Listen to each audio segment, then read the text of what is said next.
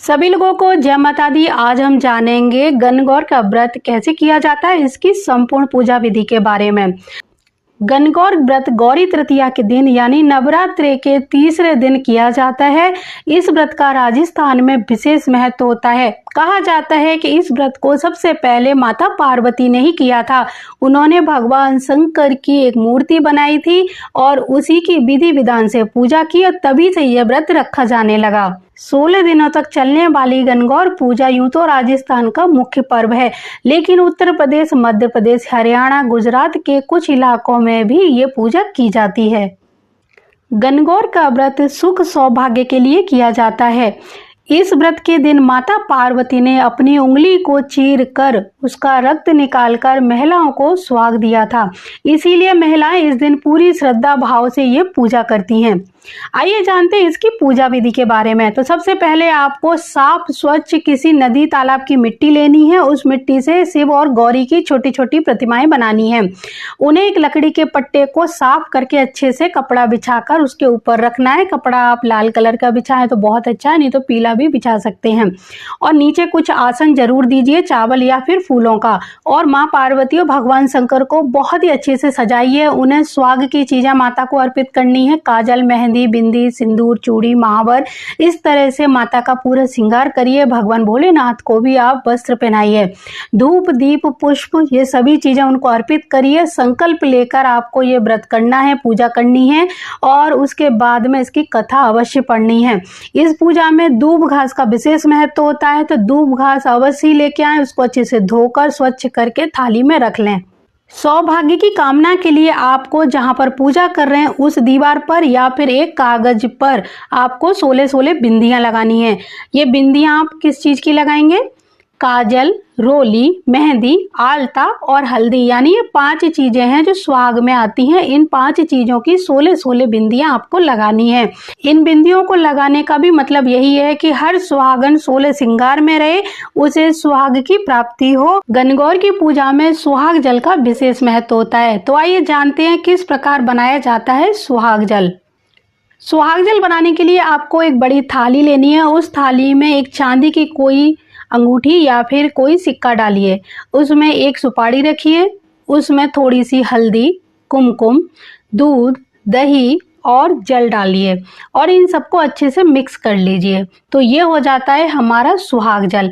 अब इस जल को दूब घास की सहायता से जो आपने गणगौर बनाई है उनके ऊपर छींटा दीजिए। और उनके ऊपर छींटा देने के बाद अपनी समस्त सुहाग सामग्री जैसे चूड़ियों के ऊपर, अपनी साड़ी के ऊपर, अपने पल्लू के ऊपर, अपने मांग के सिंदूर के ऊपर, यानी अपने ऊपर छींटा देना है, अपने सुहाग पर छींटा देना है। पहले माता को सुहाग जल चढ़ाना है, उसके बाद वो सुहाग जल अपने ऊपर छिड़कना है।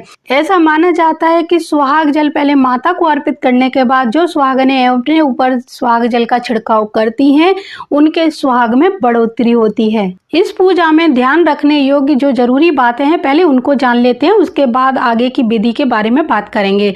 सबसे पहले आपको ध्यान रखना है कि ये पूजा 16 श्रृंगार करके ही करनी चाहिए, यानी सभी सुहागन महिलाओं को अपना 16 श्रृंगार करने के बाद ही ये पूजा करनी है। स्नान के बाद पहले आपको संकल्प लेना है इस पूजा व्रत का, उसके बाद ये पूजा करनी है। तीसरी बात ये कि पूरे पूजा के समय जो घी का दीपक है वो जलते रहना चाहिए। दीपक में इतना घी डाल के रखिए कि बीच में ही घी समाप्त ना हो। अगर शाम तक ये दीपक जलता है तो बहुत ही ज्यादा अच्छा रहेगा। गणगौर की पूजा में मीठे गुना बहुत ही ज्यादा जरूरी होते हैं, इसीलिए 16 दो जगह पर मीठे गुना रखने हैं। कहीं कहीं ये मीठे और नमकीन दोनों तरह के बनाए जाते हैं।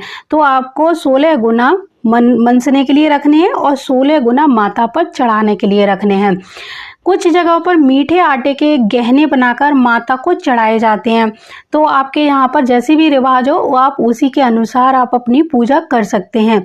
मान्यता के अनुसार जितने जेवर यानी गुना माता को चढ़ाए जाते हैं उतना ही धन वैभव बढ़ता है। पूजा के बाद ये गुना सास ननद या ब्राह्मणी को या सास ननद समान किसी भी सुहागन स्त्री को दे सकते हैं। पहले के समय में गुना को गहना कहा जाता था और इसी बात को आगे बढ़ते बढ़ते गहने का गुना बन गया। तो पहले मीठे आटे के गहने बनाकर माता को अर्पित किए जाते थे और धीरे धीरे ये गहना जो शब्द था वो गुना में परिवर्तित हो गया। तो आप इस तरह से गुना जो मनसेंगे वो अलग रखेंगे और माता को चढ़ाएंगे वो अलग रखेंगे। बाद में जो माता को चढ़ाए हुए गुना हैं वो आप किसी को दान भी कर सकते हैं या गौ माता को भी खिला सकते हैं। पूजा के बाद आप कथा सुनिए। कथा के बाद अंत में आपको एक कंडी पर अग्यारी जलानी है और उस अग्यारी पर करना है एक हवन। हवन सामग्री में आप छोटे छोटे गुना जो आपने बनाए थे उनके टुकड़े तोड़ तोड़ के मिला लीजिए, क्योंकि कहा जाता है कि भगवान तक अगर हमें अपना भोग पहुंचाना है तो वो अग्नि द्वारा ही भगवान को प्राप्त हो जाता है। तो हवन सामग्री में ये चीज़ मिलाकर आप 11-21 आहुतियाँ देकर इस हवन सामग्री और इस गुना की अपना जो बनाया हुआ नैवेद्य है माँ पार्वती और भगवान शंकर तक पहुंचा सकते हैं। तो इस तरह से की जाती है गणगौर की पूजा। अंत में आपको एक क्षमा याचना जरूर करनी चाहिए इस पूजा में जो भी कमी या फिर अति हुई हो उसके लिए। शाम को आपको इन मूर्तियों का जो आपने मिट्टी की प्रतिमाएं बनाई थी इनका स्वच्छ जल में विसर्जन करिए। आप चाहें तो अपने घर के गमले में ही कर सकते हैं।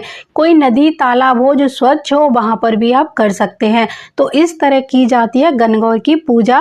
और जिन लड़कियों की इस साल शादी हुई है उनके घर में अगर ये व्रत किया जाता है तो आप अपने ससुराल के अनुसार ही इस व्रत और पूजा को करें।